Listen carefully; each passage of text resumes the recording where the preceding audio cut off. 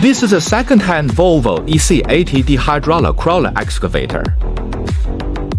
The Volvo EC80D excavator is equipped with the original Volvo D348 engine.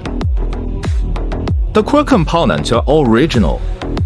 Many excavators are flexible in operation, widely used in construction and farm.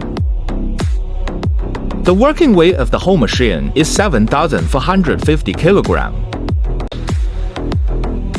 The bucket capacity is 0.34 cubic meters. Power is 40 kilowatt. Good performance, very flexible. Clean and amazing appearance. Used excavators are more cost-effective.